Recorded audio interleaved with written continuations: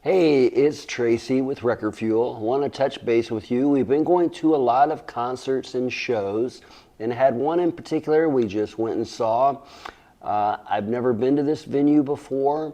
It is actually at Ameristar Casino. They have a small theater that seats about 1,100 seats.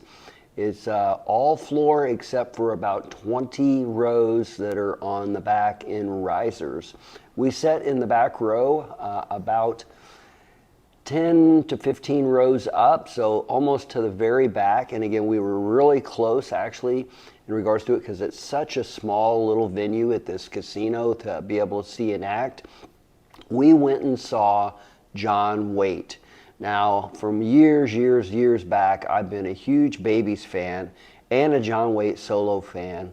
Saw the Babies once back in the early 80s and at a small theater here in Kansas City at the Uptown Theater. But I've never seen him or them since that time. So I was really excited to see that he was coming to town.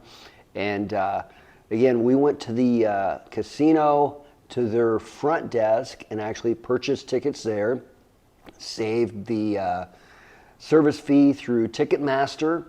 All in for a single ticket was $35. So there was actually a discount for paying at the front desk at the casino and hotel there.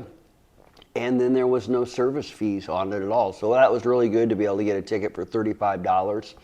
I wasn't sure what to expect when we got there. I saw photos of it, but we got in and I was pleasantly surprised. It was a nice little clean venue. Getting in was a breeze. Again, it was probably 3/4 away, maybe a little more than 3/4 sold out. And as you can tell, like with my age, a lot of the people that were there were because they were huge Babies fans or had heard some of the songs that John Waite had as a solo act that were very big hits. Now, so we got in, and I guess the question is I've been to a few shows, not too many really. The only show that I've been to that was kind of like this would have been Jack White. Jack White is a no phone show, and as you can tell by the snippet that I put up there, the photograph, the venue and the artist asked that there be no phones at this show. So I got in, I took a couple of pictures, a little bit of video of the crowd and the event center area there before the show, and then just a little after the show. But I decided I was going to go ahead and say, well, let's honor this. They didn't take our phone like Jack White does. They asked you to put it in a bag and it's sealed. And they're very serious about that. And I would say that I really enjoy the shows from Jack White, just actually enjoying the show instead of worrying about your phone and filming and doing all that. But I thought it was interesting that they just put up a sign when you walk in and there wasn't anything else to stop you from filming. And what was interesting is that I would say almost, and I say almost, everyone pulled out their phone and videoed during some point of this show. I just thought it was kind of, I guess a little rude. And then I really saw how at times it can be intrusive, not only to the artist, but other people around you while you're watching a concert. And so, I'm as guilty of that as anyone, obviously, by the videos that I post of filming shows and going there and having the experience and pulling out your phone. But it was nice actually to really enjoy the show without my phone and to enjoy the music and the performance. And I would say that I wasn't really sure sometimes with artists over the years, their voice is not what it was when they were younger and when they were really making music and starting out and some of the hits. But John's voice was amazing. It was super smooth.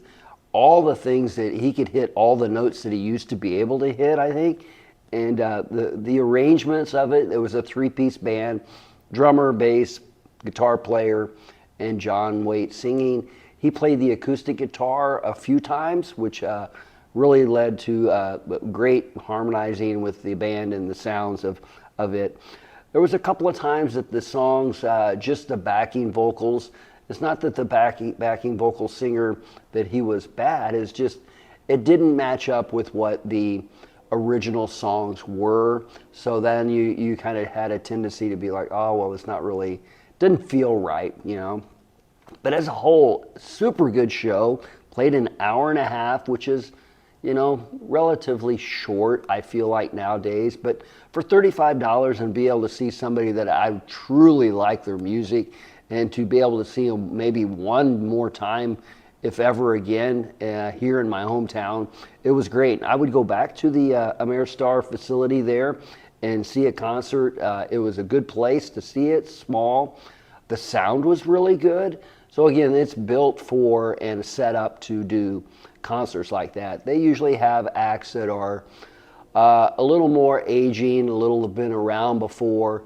So kind of circuit acts that are kind of, you know, more tribute to their career kind of acts. They don't have a lot of acts that are like up and coming, but that's okay. I mean, again, it was a great show.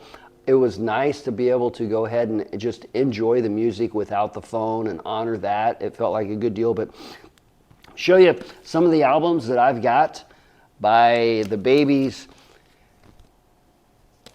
and or John Waite. You know, this one here, this is a really cool album. I picked this one up a while back. It is a promotional, as well as actually says demonstration, not for sale. So not a promotional, but demonstration. And inside of it, which is very cool, it has a photo, headshot photo from Chrysalis Records, which is cool. But then it also has the bio and the, well, I guess you would call it the promotional booklet for the Babies that sent out to the radio stations. So very cool. Again, from Chrysalis Records. On here it talks of it's artist development and publicity department, and it says the Babies from Chrysalis Records. Starts out with when a relatively unknown band is asked to appear on the Mike Douglas Show, American Bandstand, The Midnight Special, Don Kirshner's Rock Concert, and Dinah Shore, all nationally televised shows, people started talking. And then it goes on to, you know, finish with the rest of that. So really cool to get this one with a promotional copy of it. I've got a few of that copies of that album.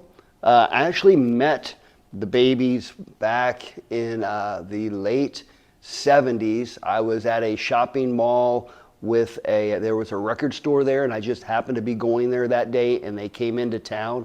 They actually played an amusement park here in Kansas City, Worlds of Fun, which used to have an outdoor amphitheater that probably seated, I don't know, 2,000 or 3,000 people at least, and it was outdoor seating. It's still at Worlds of Fun, but they don't use it for concerts anymore. Haven't in a long, long time.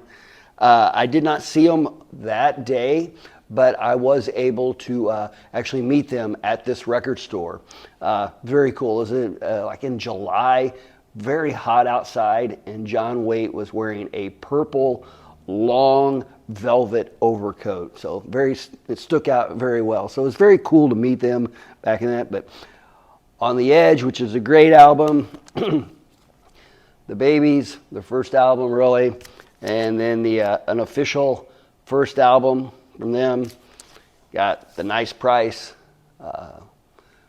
anthology, and I've got some of John Waite's solo career albums on it, and then of course the No Breaks, which is has the biggest hit that he ever had, which was Missing You. So it was really good to see John Waite. Thanks for tuning in. Make sure to like and subscribe. Give me some comments. What's your experience has been when you've gone to a show and it's been a no phone show? And are phones distracting when you go out to a concert? And do you actually use your phone or not and film when you're at concerts? So again, thanks for tuning in. Make sure to like and subscribe. It's Tracy with Record Fuel. Thank you.